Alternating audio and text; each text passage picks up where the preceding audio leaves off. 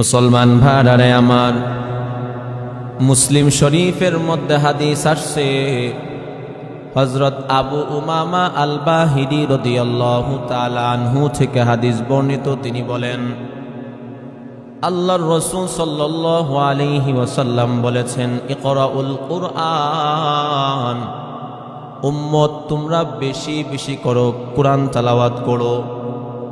ফাইন্নাহু শাফিআন ইয়াউমাল কিয়ামাতি লিআসহাবিহি, কেননা এই কুরআন কিয়ামতের ময়দানে যারা এই কুরআনকে তেলাওয়াত করবে তাদের জন্য সুপারিশ করবে।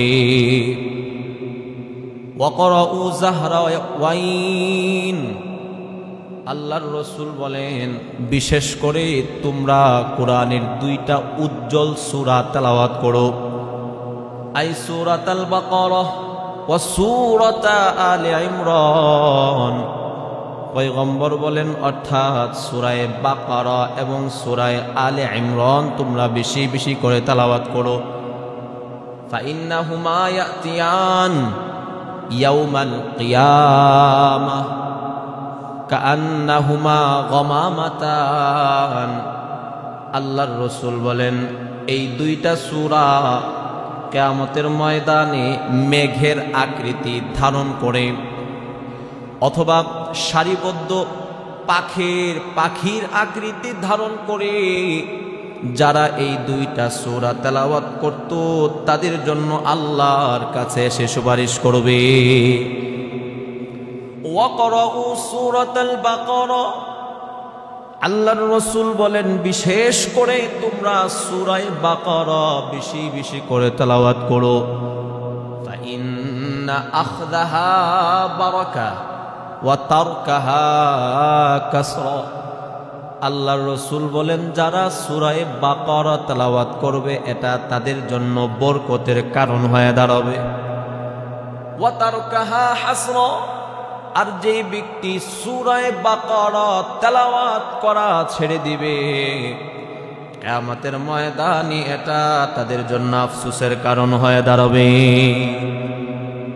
আল্লাহর রাসূল বলেন যে ব্যক্তি সূরা বাকারা তেলাওয়াত করবে জিন জাতির অনিষ্ট থেকে আল্লাহ রাব্বুল আলামিন তাকে হেফাজত করবেন। দুষ্ট মানুষদের কালো জাদু থেকে আল্লাহ রাব্বুল আলামিন তাকে হেফাজত করবেন। সমস্ত বালা মুসিবত থেকে যারা সূরা বাকারা তেলাওয়াত করে আল্লাহ পাক নিজ দায়িত্বে তাদেরকে হেফাজত করবেন। মুসলমান ভাইরা আমার, এই সূরা বাকারার তেলাওয়াতের ফজিলত দেখে যারা সূরা বাকারা দুনিয়াতে থাকা অবস্থায় তেলাওয়াত করে নাই, কিয়ামতের ময়দানে ওই মানুষগুলো আফসোস করতে থাকবে। দুই নাম্বার, যে সমস্ত মুমিনগণ কিয়ামতের ময়দানে আফসোস করবে, তিরমিজি শরীফের মধ্যে হাদিস আসছে, আল্লাহর রাসূল বলেন আমার কোনো উম্মত যদি কোনো মাজলিসের মধ্যে বসে, কোনো মিটিংয়ে বসলো, চাই এটা পারিবারিক মিটিং হোক, সামাজিক মিটিং হোক, রাষ্ট্রীয় মিটিং হোক, বাণিজ্যিক মিটিং হোক, যে কোনো মজলিসে যখন আমার কোনো উম্মত বসে, এই মিটিং এর শুরু থেকে নিয়ে শেষ পর্যন্ত লাম ইয়াযকুরুল্লাহ ফীহ, আল্লাহর নাম নেওয়া হয় নাই, ওয়ালাম ইউসাল্লু আলান নবী সাল্লাল্লাহু আলাইহি ওয়াসাল্লাম, এবং মিটিং এর শুরু থেকে নিয়ে শেষ পর্যন্ত রাসূলের প্রতিও দুরূদ পড়া হয় নাই, ওই সমস্ত মিটিংয়ে যারা অংশগ্রহণ করেছে কিয়ামতের ময়দানে তাদেরকে আফসোস করতে হবে। ওয়াইন দাখালুল জান্নাহ, আল্লাহর রাসূল বলেন এই সমস্ত মানুষগুলো যদি জান্নাতেও প্রবেশ করে এরপরেও আফসোস করবে, মনে মনে চিন্তা করবে, আহারে এই মাজলিসগুলোতে যদি আমরা আল্লাহ রাব্বুল আলামিনের নাম নিতাম, রাসূলের প্রতি দুরূদ পাঠ করতাম, তাহলে আমাদের মর্যাদা আল্লাহ রাব্বুল আলামিন তো আরো বহু গুণে বাড়ায়া দিত। তিন নাম্বার, যেই সমস্ত মুমিনগণ কিয়ামতের ময়দানে আফসোস করবে তারা হলো যারা দায়িত্ব পদ গ্রহণ করার পরে ওই পদ দায়িত্ব সঠিকভাবে পালন করে নাই। নাসাই শরীফের মধ্যে হাদিস আসছে, হযরতে আবু হুরায়রা রাদিয়াল্লাহু তাআলা আনহু থেকে হাদিস বর্ণিত। তিনি বলেন, রাসূলের জামানায় সাহাবায়ে কেরামদের অন্তরে পদ পদবীর প্রতি কোনো লোভ ছিল না। আল্লাহর রাসূল জোর করে সাহাবায়ে কেরামদেরকে পদ দিতেন। পয়গম্বর বলেন, ভবিষ্যতে আমার এমন উম্মত আসবে যাদের অন্তরে পদ পদবীর প্রতি আগ্রহ বেড়ে যাবে, যাদের অন্তরে নেতৃত্বর প্রতি লোভ বেড়ে যাবে। আল্লাহর রাসূল বলেন, সায়াকুনু হাসরাতান ওয়া নাদামাতান ইয়াউমাল কিয়ামা। পয়গম্বর বলেন, উম্মত শুনে রাখো, এই সমস্ত দায়িত্ব যারা গ্রহণ করবে কিয়ামতের ময়দানে তাদেরকে আফসোস করতে হবে।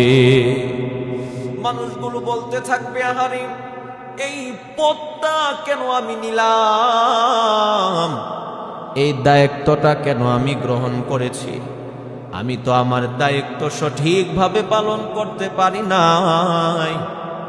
আল্লাহর রাসূল সাল্লাল্লাহু আলাইহি ওয়াসাল্লাম বলেন, বিচারক হলো তিন প্রকার। বিচারক কয় প্রকার বলেন? আরো জোরে বলেন, কয় প্রকার? তিন প্রকার বিচারকের মধ্য থেকে এক শ্রেণীর বিচারক হলো জান্নাতি, দুই শ্রেণীর বিচারক হলো জাহান্নামী। পয়গম্বর বলেন, যেই বিচারক সঠিক বিষয়টা উপলব্ধি করবে এবং সঠিকভাবে ফায়সালা দিবে তার ঠিকানা হলো জান্নাত। আর যেই বিচারক সঠিক বিষয়টা বুঝবে না, ক্ষমতার কারণে এমনিতেই একটা রায় দিয়া দিবে, আল্লাহর রাসূল বলেন সে সোজা মালিকের জাহান্নামে প্রবেশ করবে। আর যেই বিচারক সঠিকভাবে বিষয়টা উপলব্ধি করবে কিন্তু কোনো স্বজন প্রীতির কারণে, কোনো স্বার্থের কারণে সঠিক ফায়সালা দিবে না, আল্লাহর রাসূল বলেন তারও ঠিকানা হলো জাহান্নাম।